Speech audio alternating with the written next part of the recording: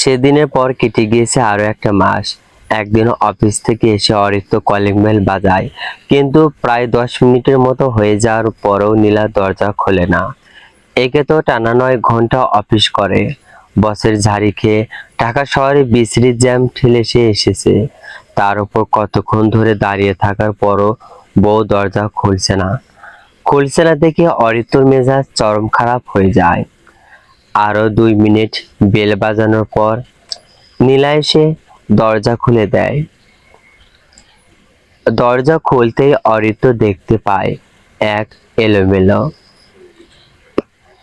রং লাগা আধো ঘুম ভাঙা নারীকে। নারীটির মুখে হাতে রং লেগে যাতা হয়ে আছে, চুলগুলো এলোমেলো হয়ে ছড়িয়ে রয়েছে কপালের দুই পাশে। গায়ের জামাটাতেও রং লেগেছে 2-1 জায়গায়। নীলার এমন এলোমেলো অবস্থা দেখে অরিত্রর মেজাজ আরো খিচে যায়। সে তীক্ষ্ণ মেজাজ দিয়ে ঝাড়ি দিতে দিতে বাসায় ঢুকতে ঢুকতে বলে, এতক্ষণ লাগে দরজা খুলতে?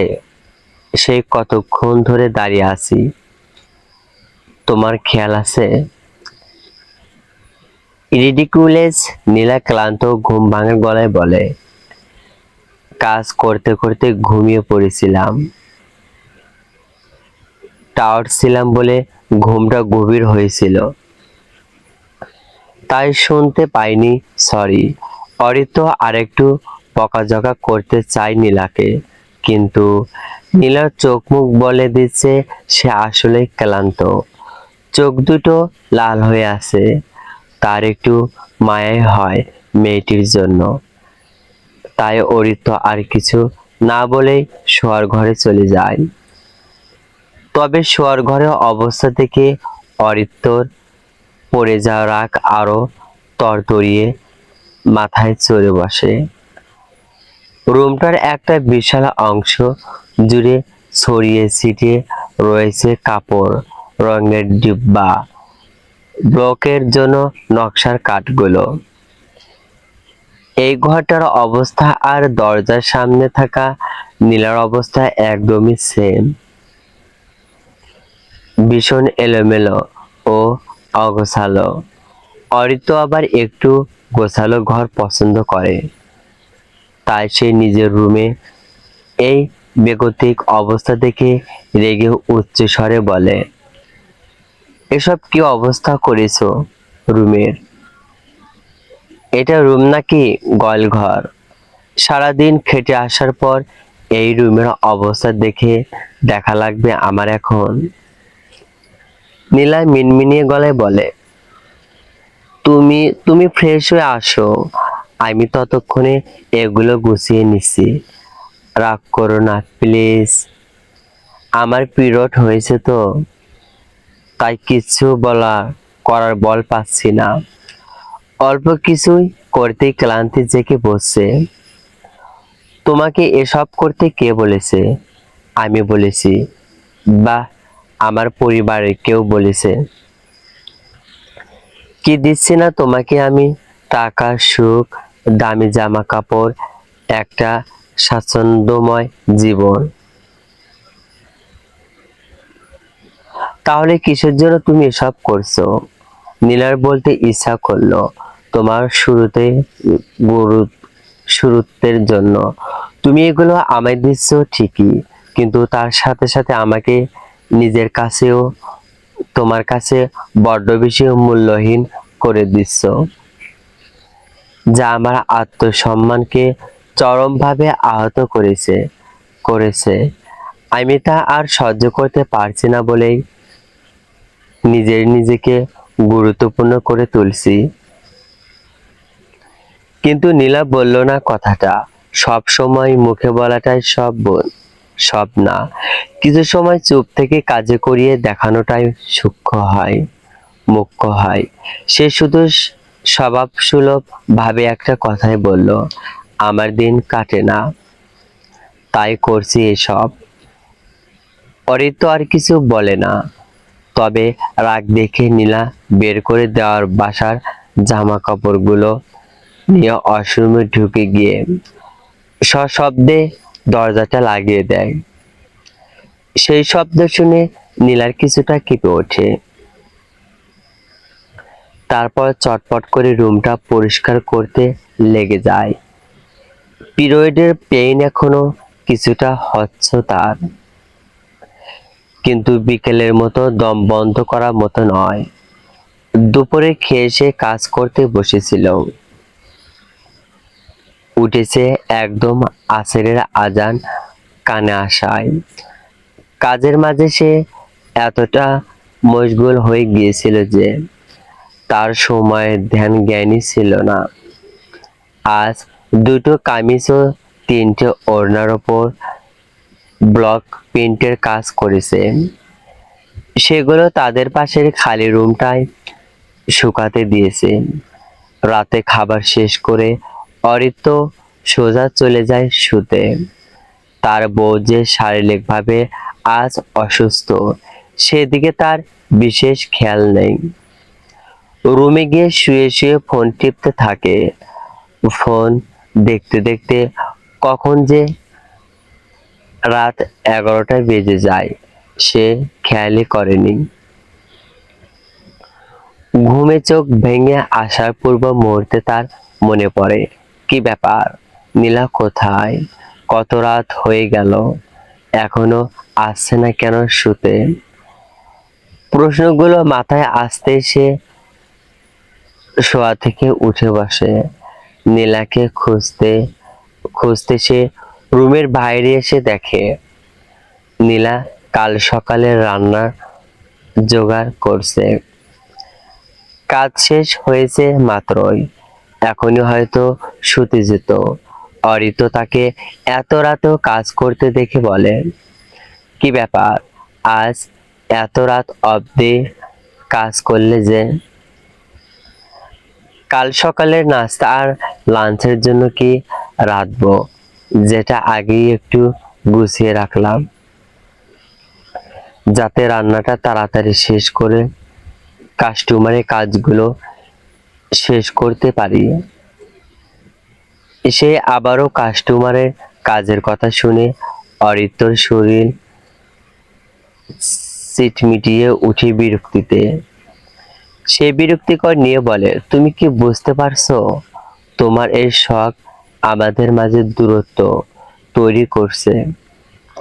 একজন মানুষের শখ তার ব্যক্তিগত সম্পর্কের দূরত্বের কারণ হয় কিভাবে, যদি না সম্পর্কের আগে থেকেই দূরত্ব তৈরি হয়ে থাকে? তাহলে তাহলে কি আমাদের সম্পর্কে আগে থেকেই দূরত্ব তৈরি ছিল কি? আজকাল নীলার মতো একটা জেনতেন সাবজেক্টে টেনে টুনে গ্রাজুয়েশন পাশ করা গৃহিণী মুখের ওপর এমন ঠাস ঠাস প্রশ্ন করে বসে, যা একটি সুনামধন্য সফটওয়্যার কোম্পানি বিচক্ষণ কর্মচারী অরিত্রকে থতমত খাইয়ে দেয়।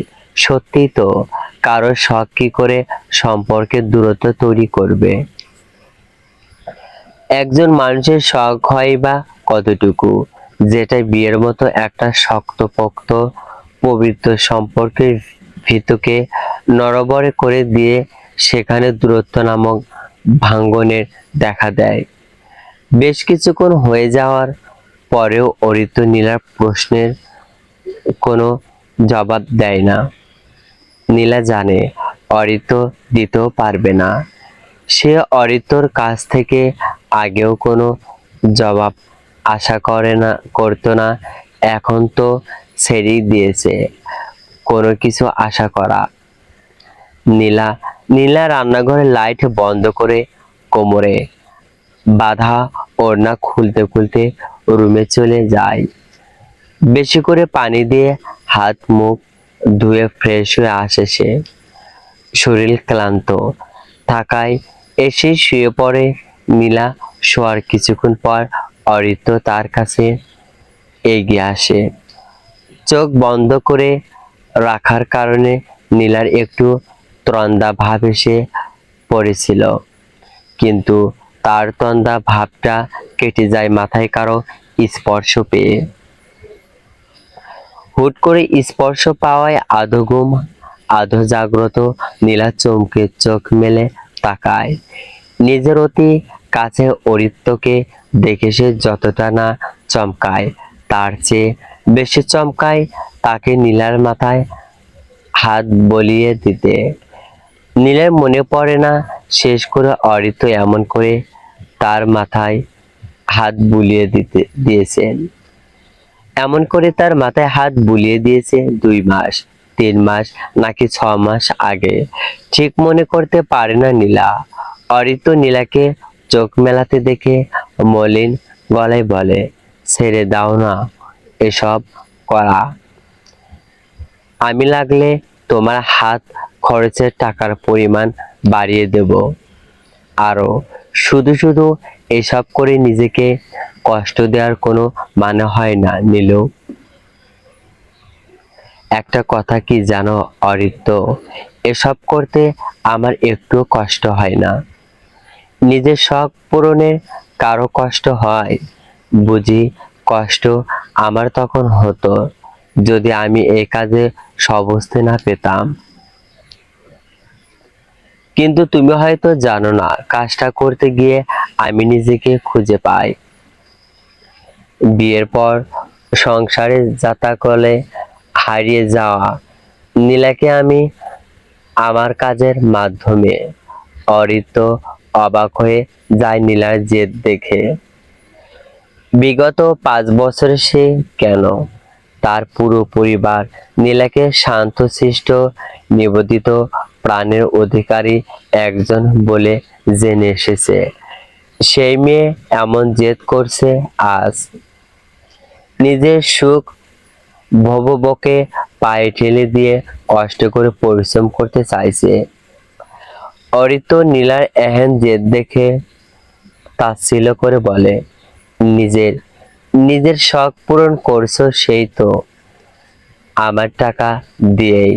কই কই আমাকে কখনো দেখেছো তোমার থেকে টাকা নিয়ে নিজের শখ পূরণ করতে? অরিত্রের কথাটি যেন নীলা আত্মসম্মানে সপাটে চর বসায়। যদি গল্পটি ভালো লাগে অবশ্যই কমেন্টে জানিয়ে দেবেন। আপনাদের কমেন্ট পেয়ে গেলে পরবর্তী পার্ট দ্রুত আপলোড করার চেষ্টা করব। প্লিজ চ্যানেলটি সাবস্ক্রাইব করবেন, ভিডিওটি শেয়ার করবেন। গল্পটি ভালো লাগলে বেশি বেশি শেয়ার করে আপনার গল্পপ্রেমী বন্ধুদের নিকট পৌঁছে দিন।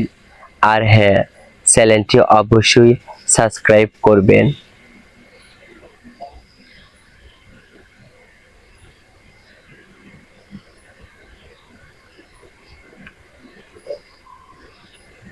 চলবে।